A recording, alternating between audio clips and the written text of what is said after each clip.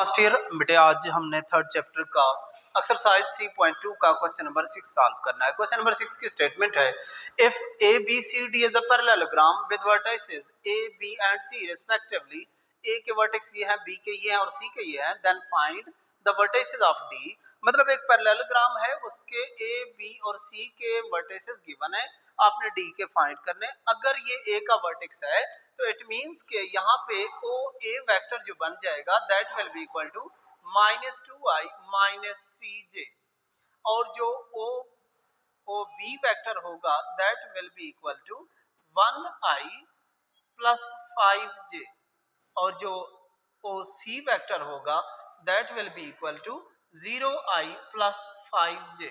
अब आपने फाइंड करना है, लेट जो डी के कोऑर्डिनेट्स हैं वो x और y हैं, तो इसलिए हम कह सकते हैं कि जो ओ डी वेक्टर होगा that will be equal to xi + yj। Okay, तो ये तीनों वेक्टर्स आगे हमने x और y की वैल्यूज फाइंड करनी है।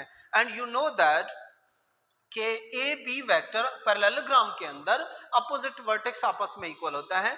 इट मींस कि ए बी वेक्टर जो होगा that will be equal to C D vector. Okay, और ए बी वेक्टर कैसे फाइंड किया जाता है, ए से लेकर बी तक vector that is equal to second minus first O B minus O A, and C D vector is equal to O D minus O C vector. अब यहाँ पे इनकी वैल्यूज पुट करते हैं। ओ बी वेक्टर हमारे पास ये है, ये माइनस ये करेंगे तो 1 माइनस ये is 3i, 5 minus 3j and that is equal to plus का 8j is equal to O D minus O C, this is O D and this is O सी।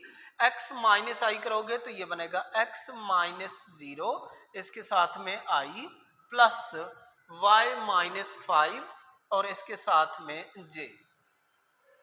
अब दो वेक्टर्स इक्वल लिखे हुए हैं तो इसका मतलब i वाला i वाले के इक्वल होगा और j वाला j वाले के इक्वल। सो यहाँ पे हम लिखेंगे comparing on both side, comparing on both sides, both side पे कंपेयर करते हैं तो 3 is equal to x minus 0 and 8 is equal to y minus 5। So x is equal to 3 and y is equal to आ जाएगा हमारे पास 13। तो लिहाजा d के कोऑर्डिनेट्स बन जाएंगे, this implies d of x, y is equal to 3, 13। Okay, तो ये इसके दो कोऑर्डिनेट्स हो जाएंगे। इसके बाद है नेक्स्ट हमारे पास क्वेश्चन नंबर 7। क्वेश्चन नंबर 7 की स्टेटमेंट है कि आपको दो पॉइंट्स P और Q गिवन है, आपने पी क्यू वेक्टर भी फाइंड करना है और उसके बाद उसकी मैग्नीट्यूड भी फाइंड करनी है। फॉर एग्जांपल ये है P पॉइंट और ये है Q पॉइंट, तो हम कह सकते हैं कि O P vector will be equal to minus का 1i प्लस का 2j and O Q vector is equal to 2i minus का 1j।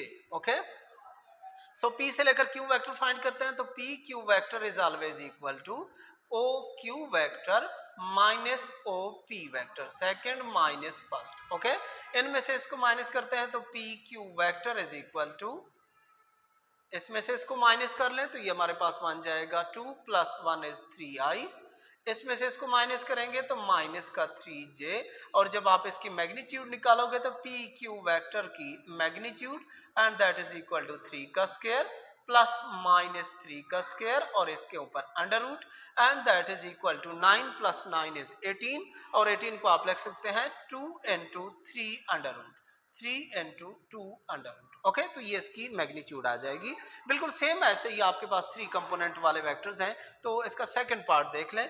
पहले हम इसका OP वेक्टर फाइंड कर लेते हैं। OP vector is equal to -2i plus का 1j, और ये Q पॉइंट गिवन है। एक्चुअली हम ये OP और OQ क्यों ले रहे हैं, क्योंकि कोऑर्डिनेट सिस्टम के अंदर ये ओरिजिन O पॉइंट है और यहाँ पे कोई P पॉइंट है, तो ये जो पॉइंट, ये जो वेक्टर है इसकी रिप्रेजेंटेशन क्या होती है, O से लेकर P वेक्टर पॉइंट तक।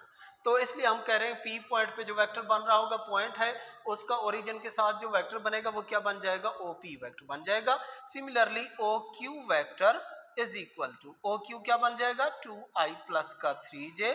Now we have to find the vector PQ P Q vector कैसे फाइंड होगा, O Q vector minus O P vector, और इन दोनों को माइनस करते हैं, O Q minus O P करेंगे तो 4i, और इसमें से इसको माइनस करेंगे तो प्लस का 2j।